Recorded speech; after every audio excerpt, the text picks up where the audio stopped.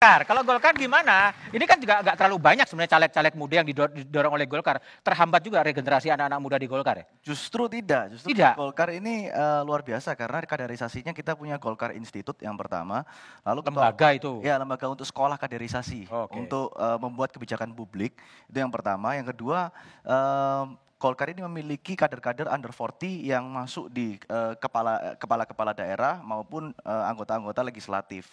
Saya pun sebelum maju nyalek di tahun 2024 ini saya ngadep ketua umum, saya bilang ke ketua umum saya, Pak Ketum, saya ini mau nyalek, mau menang.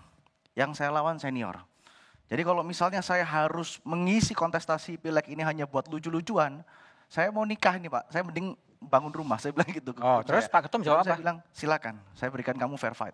Saya bilang siap, saya jalan. Oke, Ya. baik. Kalau Cindy, Nasdem, jadi proses regenerasi ya, betul. dari Anda sebagai caleg dari Nasdem yang sekarang mencoba ke Senayan, punya nggak sih Anda punya karir pet gitu, satu saat akan menggantikan Surya Paloh sebagai ketua umum partai gitu? Tapi maksudnya di sini saya mau cerita pengalaman saya dulu. Tentu dalam proses kaderisasi saya ini dua masuknya. Yang pertama adalah sebagai bendahara partai di Sumatera Barat dan juga caleg muda. Tentu ini merepresentatif komitmen dan komitmen dari Partai Nasdem untuk meregenerasi gitu. Dan Pak Surya Paloh pernah bilang bahwa Partai Nasdem ini harus mengikuti kontestasi pemilu tidak hanya untuk 5 sampai 10 tahun ke depan, tapi beliau udah memikirkan visi misi 20 sampai 30 tahun ke depan.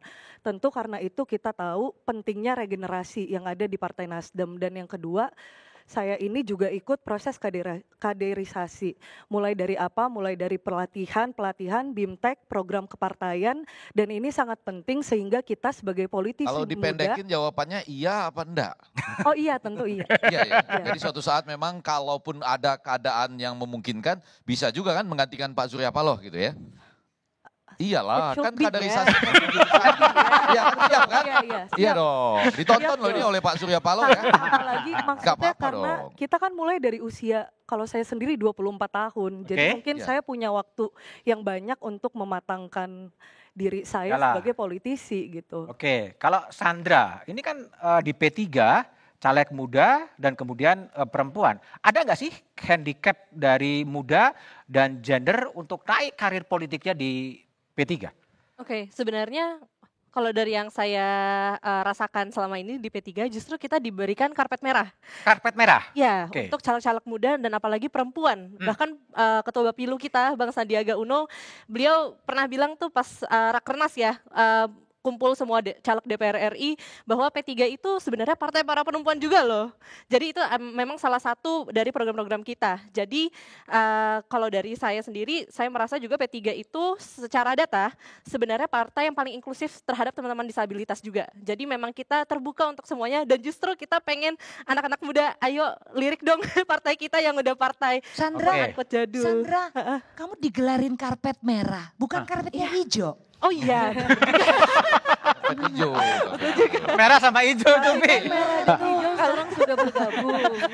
Oke, saya ke Rafif ya. Rafif kalau di PKB ya, sebetulnya bagi anak-anak muda gitu, karir politik itu yang menentukan siapa, apakah memang rekam jejak kinerja atau memang ada juga endorser dari dalam, dan bagi Anda sendiri punya nggak sih target politik? Satu saat saya harus menggantikan Gus Muhaimin Iskandar. Ini pertanyaannya Ini bahaya kedua nih, Viv.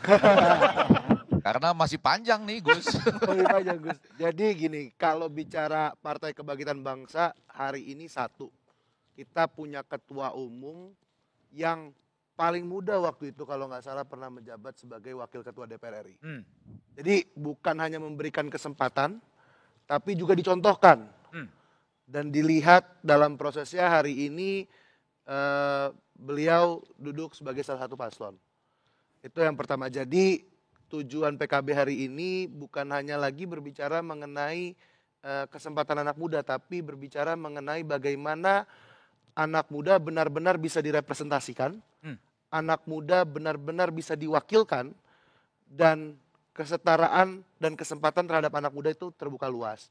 Itu yang pertama. Jadi bagi saya PKB selain bicara Partai Kebangkitan Bangsa, Bang, Dia bicara partai kita bersama. Partai kita Wih. bersama.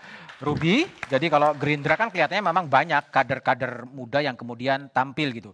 Tapi yang sering muncul di ruang-ruang publik hanya itu aja. Apakah memang agak tersendat regenerasi anak-anak muda untuk tampil dalam ruang-ruang publik? Mungkin yang disorot bukan yang muda, tapi yang muda tetap ada di ruangan situ. Ada ya? Ada Jadi dong. salah yang Kan salah televisinya gitu. Ya? Seperti datanya kan terlihat bahwa memang Gerindra ini top 5 dari partai-partai yang memprioritaskan anak-anak muda. Dan memang di partai itu kita juga dimudahkan untuk berpartisipasi, diberikan tempat untuk memastikan kita ini bagian dari perubahan. Bagian dari perubahan kita diberikan posisi-posisi strategis, kita diberikan kesempatan untuk mencalonkan diri menjadi dewan di dapil-dapil yang terpenting. Oke, baik. Kalau Ayu ya, PAN. PAN ini kan memang cenderung ya, artis masuk ke PAN. Anak-anak muda diberikan ruang. Nah kalau Ayu sendiri ini target politiknya setelah nanti ke DPR, mau ngapain sih?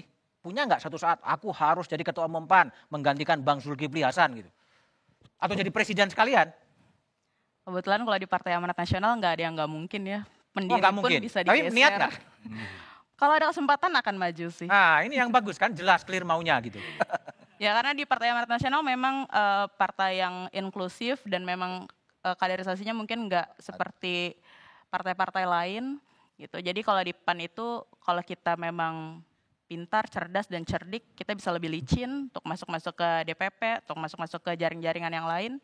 Seperti itu. Jadi sesuai aja kalau misalnya kita merasa mampu atas kapasitas dan kapabilitas kita, ya berani aja untuk Ini maju kalau di licin PAN. maksudnya gimana kalau licin? Saya agak hati-hati mendengar. Licin tuh Enggak licin nih pelan-pelan. Kalau jalanan licin kita gampang kepleset, ya kan? Licin maksudnya? maksudnya tadi Pak, pintar, cerdas dan cerdik. Oh, Itu kita bisa licin untuk masuknya, gampang gitu. Maksudnya pintar, cerdas, dan cerdik, iya. licin. Jadi kalau misalnya berdasarkan pengalaman saya juga benar-benar baru 2 tahun terakhir join di politik dan memang saya memilih di Partai Amanat Nasional karena ya saya lihat itu inklusif. Dari sebelum saya menjadi kader, Pak Zulkifli Hasan sudah mengundang saya untuk ke rumahnya makan malam bersama dan satu meja dengan beliau. Maka dari situ saya berpikir emang boleh ya se-inklusif ini gitu.